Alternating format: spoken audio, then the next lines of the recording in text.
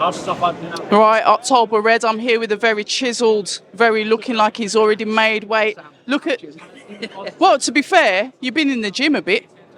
But anyway, welcome. How you doing, Jack? Yeah, I'm good, thank you. I'm excited. Had a good training camp. We're in Liverpool now, and I'm fired up, ready to go. I was just speaking to Ismail Salas, obviously talking about Jorge. Need to pronounce his name properly. George. Okay, George. And he was saying he believes that he's got all the tools in his basket, in his case, to beat you. Your thoughts on that? You know what? You're talking about a fighter he's been in the ring 20 years, 3-weight world champion. He's got all the tools, but and I told him yesterday it's my time now. He's had his time in the sun. He's come over here and it's my time, and I'm going to beat him on Saturday. The thing is with you, you've got this quietly confident kind of attitude, and I will go back to the fight. I saw it with Josh Taylor. I saw it when you were sat across the table from each other, and I think that was when I made up my mind that you were going to win. What is it that's different about you, Jack, that you really get into the zone, so you've already mentally beaten a fighter? You know what? If I can't believe in myself, how do I expect Sam, Jamie, my family, the people that are coming supporting me, to be headlining and showing that I believe in my ability? I've been in the boxing gym since I was 10 years old, so coming on 20 years, and I work hard, and you don't have to sing and dance about it every day, but I put the work in behind closed doors, and I know my level and my ability, so that's what gives me confidence coming to fight week and being confident that I'm going to beat Linares on Saturday. We talk about singing and dancing about it. Like you said, not everyone's so forthcoming, quite vibrant, all there on social media. You're probably one of these that will talk if you have to, but you prefer to leave that action in the ring. Yeah, of course. Listen, I'm under no illusion you've got to be able to sell a fight. Yeah. But I think the fact Linares has been over here a number of times, the British public are familiar with him. That always helps. And like I said, I'm quietly confident. I don't have to go shouting about the house. There's no needle there between me and Linares. It's quite respectful, but let me tell you, we're both bang up for it Saturday night. You definitely are. Moving over to the man himself. I'd call it the can man in management. Somebody that you really do graft for your fighters, and I will say that because look at Cameron Vong last week. Come on. Special. Yeah, we did a good job. Listen, he's done a good job with Cameron as well. He's took him under his wing. So yeah, very, very good.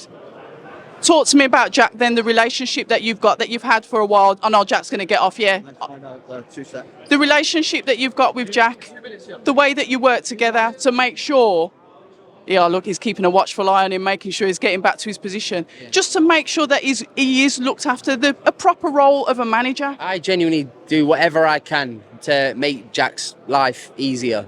In every way, like even from being here from like Tuesday, Wednesday. But look, I've got the easy job, he's got the hard job, so I should. If you're a manager and you're taking a percentage off somebody, you've got to earn every fucking penny.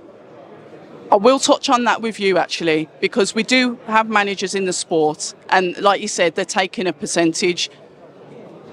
I guess you kind of like speak for yourself, but what makes you different from other managers that are out there, Sam? Come on. It's not really about what makes me different. If you don't, I think I'm the best at what I do, and if I didn't, then what am I doing? What am I doing it for? What makes me unique? I think I don't know. I genuinely don't know. You'll have to ask the fighters I work with that clearly like working with me, because people fighters that don't work with me might think I'm a massive twat.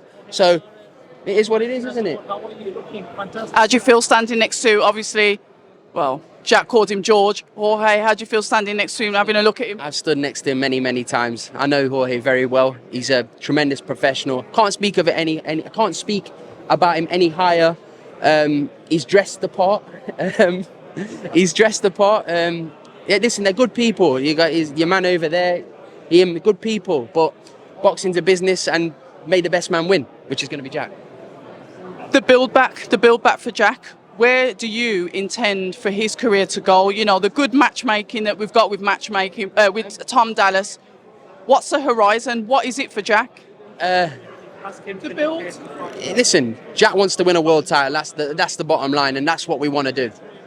And how long do you think it is before you start pushing him? Next year. Okay. I think next year. It has to be next year. It's going to be a big year, but listen, he's in front of him. So let's concentrate on him. I like that. Even you've got the same kind of focus. Let's get over this one You before. can think about everything you want. You can talk about fights that are going to happen, could happen, but ultimately, 3-division world champion stood there that's dressed like that. He's coming to win, isn't he? So, but he's going to get beat on Saturday. Talking about coming to win, this card is still clashing with the boxer card, and we've had obviously Dan Aziz pull out the fight, short notice, back injury. Talk to us about that. Listen, I was sad for Dan Aziz because Dan Aziz is a warrior. I hope he makes a recovery on whatever's happened to him, and I hope the fight gets rescheduled for the both of them. Two good men, two great fighters. Good luck to him. I heard the tickets were selling quite disastrously, but that's not their fault or their problem. It was going to be a great fight, and I'm credit to them. They're keeping the show alive. They're doing it in your call now. I think they've had to deal with, what did they say, 9,000 refunds. So yeah, fair play to them for dealing with that in 3 days. In 3 days. We talk. No, it's all right. We talk. Well, it's short notice. Yeah. The show's still going on. There's 4 fights on the card anyway, regardless. Do you think when you talk about ticket sales, it's due to like the clashing with 2 of the shows, or? Listen, I said straight away, Linares' name holds this. Like he's 3-division world champion, 3-division world champion. Jack, with his profile grown after the controversy, what happened there, we won't go into that. That's a conversation for another day. It's a great fight. It's a great crossroads fight. Let's go. Your young Cameron Vong already back out already on is it the next gen card, isn't it? Yes, in Newcastle. Tremendous fighter, Cameron. Really looking forward to the journey with him. How was he after the fight in the changing room? You know, the cameras are switched off then. You spoke to him after his debut. Yeah. What was he like? Can't wait to box again. Get me back in there. He's an excitable kid. Like, he wants to box again. He likes to impress. He loves all these cameras, and not many people do. That's why I said to you, superstar. Mark my words. You did indeed. And finally, from yourself, any more signings that you've got up your sleeve? No, not as of yet. Not as of yet. I'm doing my thing. I'm very happy with what I've got. And listen, all eyes on this on Saturday.